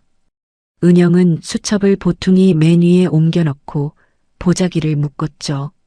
다시 반지하의 밤이었습니다. 창밖에는 여전히 겨울바람이 지나가고 있었습니다. 같은 시각 서울의 회장실에도 불이 켜져 있었어요. 한도윤의 심야 보고가 막 끝난 참이었습니다. 구형 전산의 백업 원본이 외부 보관소에 남아 있었다는 내용이었습니다. 시스템을 옮기던 전산팀이 업체에 맡겨둔 보관본을 찾아낸 거예요. 외부 자료라 지우려면 흔적이 남습니다. 누구도 손대지 못한 원본이라는 뜻이었죠. 준혁의 눈이 서류 위에서 멎었습니다. 당시 로그 원본과 제출본의 대조가 시작되었다고 실장은 보고했습니다. 그리고 문 섞기 전 보안팀장의 소재를 찾아 접촉을 시작한다고요. 준혁은 창밖의 어둠을 오래 바라보았습니다. 원본이 다르게 나오면 그때는 누군가 만들었다는 얘기가 됩니다. 조용한 그 한마디가 방 안의 공기를 바꿔놓았죠. 아이 수술이 며칠 남았느냐는 물음에 엿새라는 답이 돌아왔습니다. 그 전에 끝낸다. 달력의 숫자가 이제 두 사람 모두의 시한이 되어 있었어요. 4년 묵은 겨울이 녹기 시작하고 있었습니다. 이틀 뒤 밤 회장실의 문이 급하게 열렸습니다. 한도윤의 손에 들린 서류철이 평소보다 두꺼웠습니다. 나왔다고 실장은 짧게 말했어요. 첫 장은 접속 기록 대조표였습니다. 외부 보관소의 원본과 4년 전 회의실에 올라왔던 제출본. 같은 날짜, 같은 계정의 기록이 서로 달랐습니다. 원본에는 그 심야 접속 자체가 존재하지 않았어요. 제출본은 만들어진 것이고 원본이 증인이라는 뜻이었습니다. 둘째 장은 감정서였습니다. 증거물 보관고의 옥 인장을 다시 감정한 결과였어요. 모조품, 4년 동안 진품으로 믿어온 그 인장이 가짜였던 겁니다. 그리고 문석기 전 팀장이 마침내 입을 열었습니다. 선처 탄원을 조건으로 받아낸 진술서가 마지막 장이었어요. 로그를 만든 사람, 인장 상자를 사물함에 넣은 손, 그리고 그 일을 시킨 사람의 이름. 진술서의 마지막 줄에서 준혁의 눈이 멎었습니다. 서국환. 설마 하며 밀어냈던 그 얼굴이 활자가 되어 박혀 있었죠. 진품 인장은 부회장 별장의 금고에 있다고 했습니다. 준혁은 한동안 입을 떼지 못했어요. 4년 전 회의실이 다시 떠올랐습니다. 서류만 보던 자신, 고개를 들지 못하던 자신, 그리고 그 탁자 너머에서 조용히 판을 접던 작은아버지의 목소리. 분노보다 먼저 부끄러움이 목을 조여왔습니다. 이제 어떻게 하시겠느냐는 물음에 준혁은 감사의 소집을 준비하라고 했죠. 서류는 빈틈없이 그리고 자리에서 일어나 코트를 집었습니다. 안주머니에는 하늘색 노트가 그대로 들어 있었습니다. 그런데 그보다 먼저 속초부터 먼저 갚아야 할 것이 있다고 준혁은 말했습니다. 그 밤길을 준혁은 직접 운전해 내려갔습니다. 미시령의 안개가 처음 내려오던 그 새벽처럼 뿌옇게 흘러갔어요. 새벽 4시의 어시장은 그날도 백열등을 켜고 있었습니다. 은영은 마지막이 될지 모르는 좌판을 펴고 있었습니다. 자리를 빼라던 기한이 이제 코앞이었으니까요. 골목 끝에서 걸어오는 발소리에 은영의 손이 멎었습니다. 준혁이었어요. 오지 말라고 했잖아요. 하고 은영이 등을 돌리려던 순간이었습니다. 준혁이 그 자리에 무릎을 꿇었습니다. 언바닥에 무릎이 닿는 소리가 새벽 골목에 낮게 울렸어요. 좌판을 펴던 상인들이 하나둘 손을 멈췄습니다. 금내 할머니의 입이 벌어졌습니다. 괴짝에서 놀던 준서가 눈을 동그랗게 뜨고 엄마 곁으로 왔어요. 은영의 품에서 서윤이가 부스스 눈을 떴습니다. 일어나라고 은영이 당황해 다가섰습니다. 그러나 준혁은 일어나지 않았죠. 대신 코트 안주머니에서 하늘색 노트를 꺼내 두 손으로 내밀었습니다. 겉장이 바랜 그 노트였습니다. 은영의 숨이 멎었어요. 그 노트를 은영은 알고 있었습니다. 6해 전 밤마다 머리를 맞대고 함께 펼치던 그 하늘색이었죠. 버려진 줄 알았던 시간들이 그 표지 위에 고스란히 남아 있었습니다.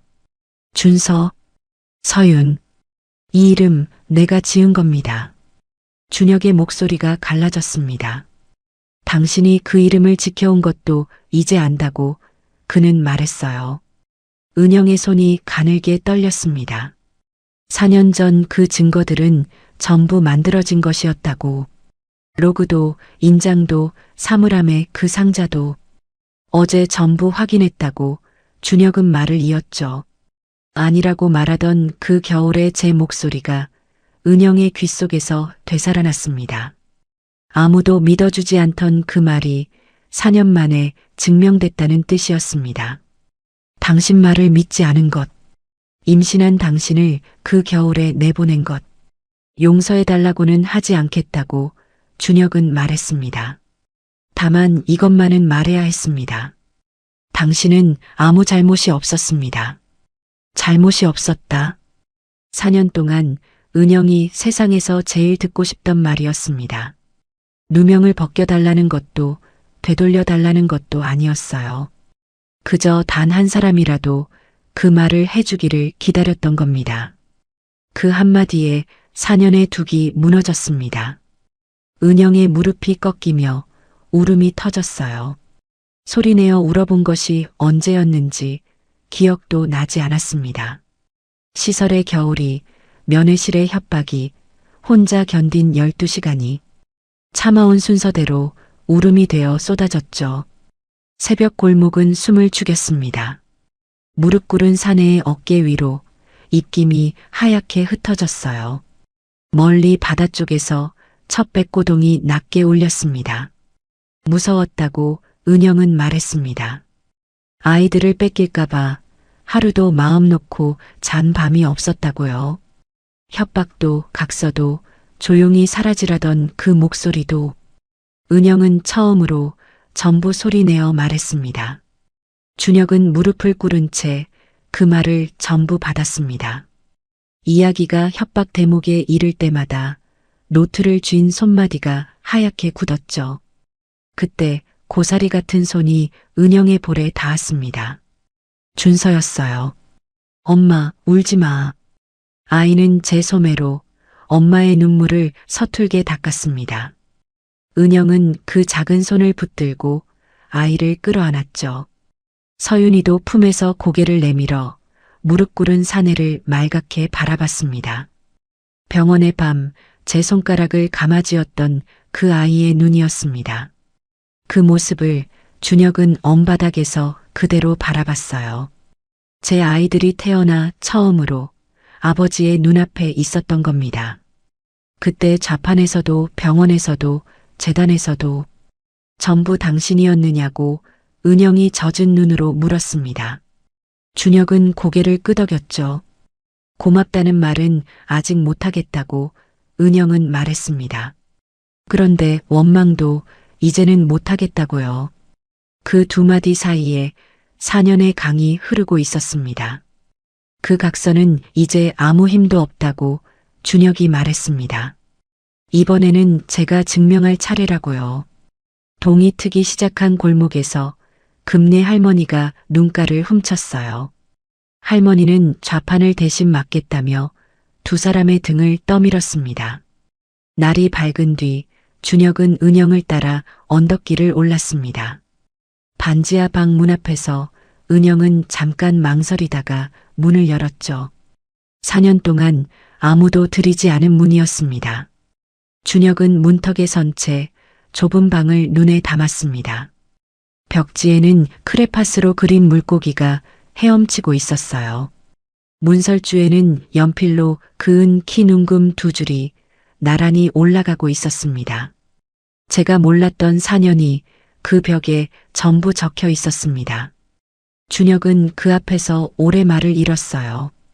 좁은 방바닥에 아이들을 눕히고 은영은 서랍에서 보퉁이를 꺼냈습니다. 손바닥만 한 수첩과 휴대폰을 준혁에게 내밀었죠. 선대회장이 제게 맡기셨던 문서의 색인이라고 은영은 말했습니다.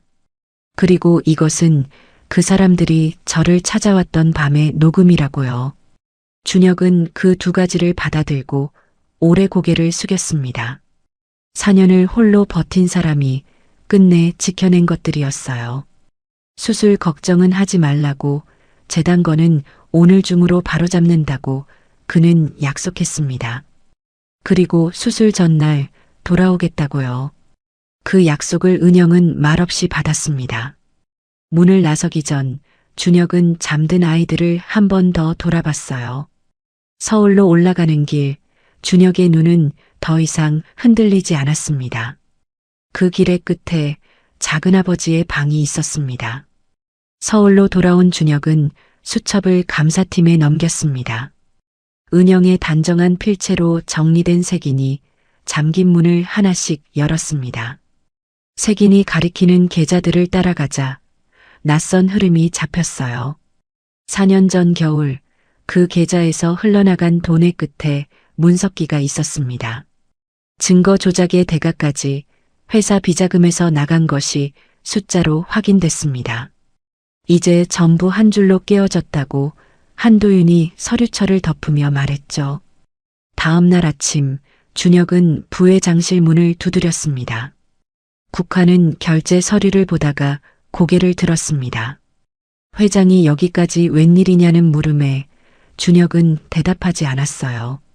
대신 서류철을 책상 위에 내려놓았습니다. 접속 기록 대조표, 모조인장 감정서, 문석기의 진술서, 그리고 계좌 추적 보고서. 한 장씩 넘겨보던 국한의 손이 점점 느려졌어요. 4년 전 그 사건을 처음부터 다시 조사했다고 준혁은 말했습니다. 낮고 흔들림 없는 목소리였습니다. 그래서 더 물러설 곳이 없는 목소리였죠. 원본 기록에는 그 접속이 없습니다. 인장은 가짜였고 진품은 별장 금고에 있다고 했습니다. 그리고 그 일에 쓰인 돈은 회사 비자금에서 나갔다고요. 국화는 서류에서 눈을 떼고 천천히 등받이에 몸을 기댔습니다. 그 여자가 만든 수첩 따위를 믿느냐고 그는 되물었습니다. 4년 전에 나간 사람이니 무슨 짓인들 못하겠느냐고요. 마지막 저항이었습니다. 준혁은 말없이 휴대폰을 꺼내 책상 위에 놓고 재생 단추를 눌렀죠. 부회장실의 공기가 녹음된 목소리로 채워졌습니다. 지원을 포기하고 속초를 떠나면 정착금을 준다는 말. 그리고 그 대답.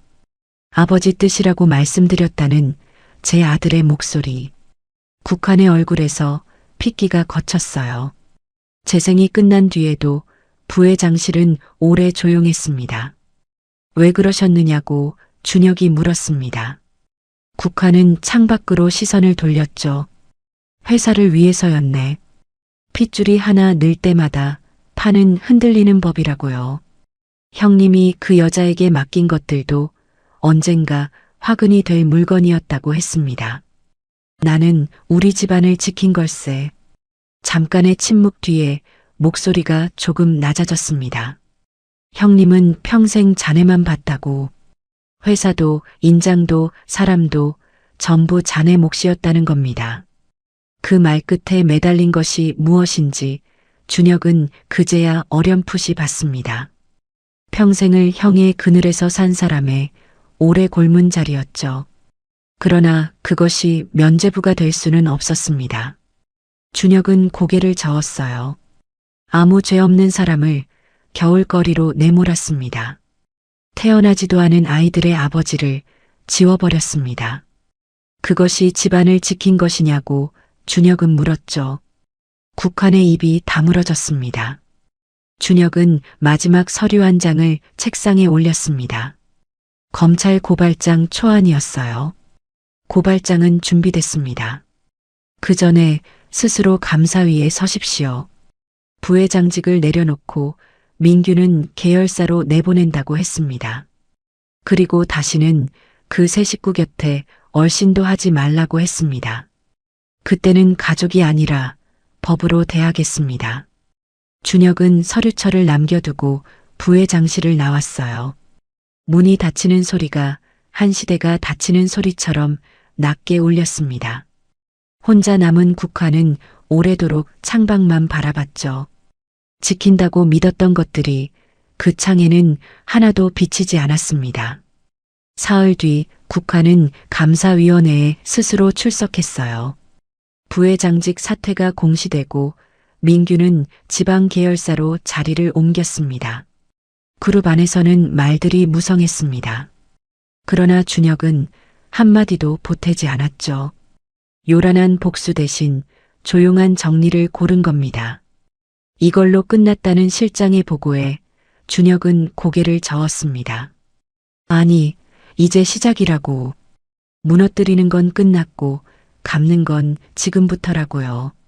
속초에도 며칠 사이 많은 것이 바뀌었습니다. 재단 지원은 원래대로 되살아났어요. 사무국장은 자리에서 물러났습니다. 중매인은 자릿세 장부가 드러나 시장에서 쫓겨났죠. 은영의 좌판 자리는 상인회의 사과와 함께 되돌아왔습니다. 좌판이 다시 서던 날 금내 할머니가 제일 먼저 파라솔을 폈어요. 골목에는 협약대로 배수로 공사가 시작되었습니다. 물 고이던 바닥이 마르기 시작했죠. 새벽 시찰에 그 약속들이 하나씩 시장으로 돌아오고 있었습니다. 그리고 감사위가 열리기 전날 국화는 혼자 속초에 내려왔습니다. 새벽 어시장 골목 끝 그 좌판 앞이었어요. 은영은 그를 알아보고 아이들을 등 뒤로 가렸습니다. 4년 전 면회실의 공포가 몸에 먼저 돌아왔던 겁니다. 그러나 국화는 다가서지 않았어요. 그 자리에 선 채 은영의 좌판을 향해 깊이 고개를 숙였습니다. 한참 만에 낮은 목소리가 나왔습니다. 미안하네. 사죄는 그 세 글자가 전부였어요. 평생 사죄를 해본 적 없는 사람의 서툴고 뻣뻣한 인사였습니다. 은영은 대답하지 않았습니다. 용서한다는 말도 원망의 말도 하지 않았죠. 다만 등 뒤에 아이들 손을 조금 더 꼭 쥐었을 뿐입니다. 국화는 그 침묵을 받고 왔던 길로 돌아갔습니다. 굽은 등이 골목 끝으로 사라질 때까지 은영은 그 자리에 서 있었어요. 4년을 짓누르던 공포가 그날 처음으로 등을 보이고 물러갔습니다. 수술 전날 저녁 준혁은 약속대로 속초에 돌아왔습니다. 반지하 방의 작은 밥상에 네 사람이 처음으로 둘러앉았어요. 금내 할머니가 들려보낸 도루묵찌개가 상 가운데서 끓고 있었습니다. 밥을 먹다 말고 은영이 봉투 하나를 준혁 앞에 내밀었죠. 병원의 유전자 검사 안내지였습니다. 수속에 필요하다고 은영은 말했습니다. 보호자 등록도 앞으로의 일들도 있으니까. 그리고 당신도 서류로 확인하고 싶을 테니까. 준혁은 그 종이를 잠시 내려다보다가 조용히 밀어놓았습니다. 서류는 절차대로 하자고 했습니다. 그런데 나는 서류가 아니라 이름으로 이미 알고 있었습니다.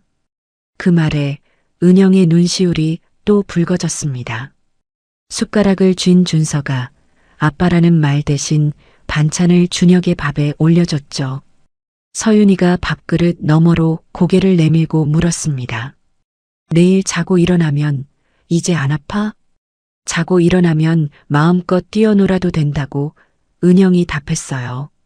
아이는 만족한 얼굴로 밥 한 술을 크게 떴습니다. 내일이면 서윤이의 작은 심장이 수술대에 오릅니다. 그 밤 네 사람은 한 방에서 각자의 기도로 잠들었어요. 수술날 아침 병원 복도는 유난히 하얗게 밝았습니다. 수술모를 쓴 서윤이가 이동 침대에 실려 나왔죠. 아이는 무섭지 않은 척 애써 씩씩한 얼굴을 하고 있었습니다. 다녀오겠다고 엄마에게 먼저 인사를 했어요. 그리고 아이의 눈이 침대 옆에 선 준혁에게 옮겨갔습니다. 아빠도. 처음 듣는 호칭이었습니다. 준혁의 눈이 순식간에 붉어졌죠. 그는 말을 잇지 못하고 아이의 작은 손을 두 손으로 감쌌습니다. 여기서 기다리겠다고, 아빠가 여기 있겠다고요. 침대가 수술실 문 안으로 사라졌습니다. 문이 닫히고 복도에는 두 사람과 준서만 남았습니다. 기다림은 소리 없이 길었어요. 벽시계의 바늘이 멈춘 것처럼 느리게 돌았습니다. 준혁은 두 손을 모은 채 수술실 문에서 눈을 떼지 못했습니다.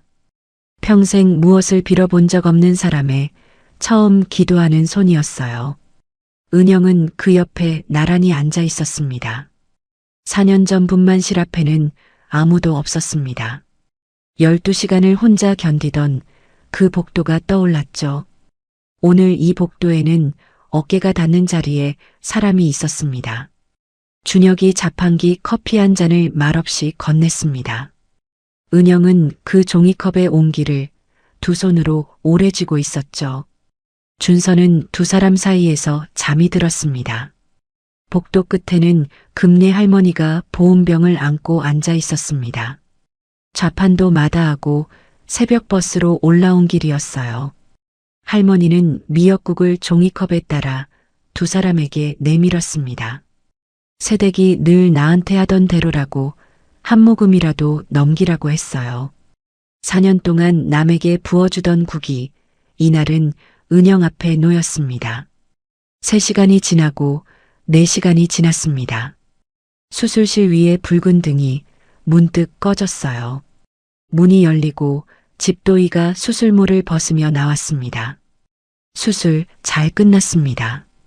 심장이 아주 잘 버텨줬다고, 씩씩한 아이라고 의사는 웃었죠. 은영의 다리에서 힘이 풀렸습니다. 준혁이 그 어깨를 붙들었어요. 두 사람은 그렇게 한참을 서로에게 기대어 서 있었습니다. 금내 할머니는 보온병을 끌어안은 채 연신 고개를 주걱거렸죠. 고맙다는 누구에게 하는지 모를 인사가 복도에 오래 남았습니다. 마취에서 깬 서윤이의 첫마디는 물기 어린 목소리로 나왔습니다. 나 인제 안 아파? 인제 안 아프다고 은영이 답했어요. 아이는 안심한 듯 도로 눈을 감았습니다. 그 곁에서 준혁은 소리 없이 이마를 쓸어내렸습니다. 회복실의 밤들이 이어졌어요. 준혁은 낮에는 서울에서 일하고 밤이면 속초로 내려왔습니다. 보호자 의자에서 새우잠을 자고 새벽 첫 차로 올라가는 날들이었습니다. 회장의 그런 밤을 병동 간호사들만 조용히 알고 있었죠. 어느 밤 잠에서 깬 서윤이가 물을 찾았습니다. 컵을 건네는 준혁의 손을 아이는 잠결에 꼭 붙들었습니다. 병원의 그 밤처럼 놓지 않는 손이었어요. 준혁은 아이가 다시 잠들 때까지 그 자세로 앉아 있었습니다. 창가에서 그 모습을 보던 은영이 나직이 말했습니다. 용서는 아직이에요. 안다고 준혁이 답했습니다. 그런데 이상하다며 은영의 목소리에 옅은 웃음이 섞였어요. 아이들이 당신을 보고 웃는다는 겁니다. 4년 동안 저 애들이 낯선 이에게 웃는 걸 본 적이 없었습니다. 준혁은 대답 대신 잠든 아이의 이불깃을 여며줬죠. 4년치 얘기를 언제 다 들을 수 있을까? 준혁의 물음에 은영은 답했습니다. 급할 것 없다고. 이제 시간은 많으니까. 그 대답에 준혁은 오래 고개를 끄덕였습니다. 용서보다 먼저 아이들의 웃음이 와 있었어요. 그것으로 지금은 충분했습니다. 회복병동의 낮에는 준서가 스케치북에 그림을 그렸습니다. 크레파스로 그린 사람이 어느 날부터 셋에서 넷이 되어 있었어요. 제일 큰 사람의 손에는 검은 봉지 하나가 들려 있었습니다. 도루묵 봉지라고 준서는 자랑스럽게 설명했습니다. 그 그림을 준혁은 사진으로 찍어 지갑에 넣었어요. 퇴원을 앞둔 어느 오후 준혁은 어시장을 찾았습니다. 금내 할머니의 좌판 앞에서 그는 허리를 깊이 숙였습니다. 시장 사람들이 다 보는 앞이었죠. 할머니 덕분이라고 그는 말했습니다. 은영 씨가 4년을 버틴 것도 제가 진실을 알게 된 것도 옆에 아무도 없다고 하셨지만 할머니가 계셨다고요. 할머니는 손사래를 치다가 슬며시 눈가를 훔쳤습니다. 내가 뭘 했다고 곁에 있었을 뿐이라고요. 그 곁이 사람을 살립니다. 준혁은 도루묵 2무더기를 샀습니다. 지난번에는 이걸 혼자 먹었지만 이제는 넷이서 먹겠다고 했어요. 할머니가 소리내어 웃으며 덤을 2움큼이나 얹었습니다. 그 무렵 그룹사보 한 구석에 짧은 정정 공고가 실렸습니다. 4년 전 내부 조사에 중대한 오류가 있었다는 내용이었어요. 당사자의 결백이 확인됐다는 문장이 그 아래 이어졌습니다. 회사의 발표는 짧고 건조했죠. 그러나 시장 골목에서는 그 문장이 입을 타고 길게 자랐습니다. 새댁이 4년 만에 누명을 벗었다더라. 그 회장이 무릎을 꿇고 빌었다더라. 소문은 이번에는 진실의 편이었습니다. 그 무렵 준혁은 서류 하나를 더 준비하고 있었어요. 아이들의 가족관계 등록부에 아버지의 이름을 올리는 절차였습니다. 4년 늦은 이름이 제자리를 찾아가고 있었습니다. 회사는 은영에게 4년치의 배상을 정식으로 제안했어요. 은영은 오래 생각했습니다. 그리고 그 절반을 아이들 이름으로 재단에 보냈습니다. 서윤이 같은 아이들이 종이 한 장에 목숨을 걸지 않도록. 그것이 은영이 고른 4년에 대한 대답이었죠. 좌판으로 돌아온 은영을 대하는 골목의 공기도 달라졌습니다. 중매인 눈치를 보던 상인들이 이제는 먼저 곁을 내줬습니다. 은영의 저울과 거스름돈을 이 골목은 처음부터 믿고 있었으니까요. 서윤이의 퇴원 날짜가 잡힌 아침이었습니다. 짐을 싸던 준서가 문득 고개를 들고 물었습니다. 엄마, 집에 가면 아빠도 같이 살아?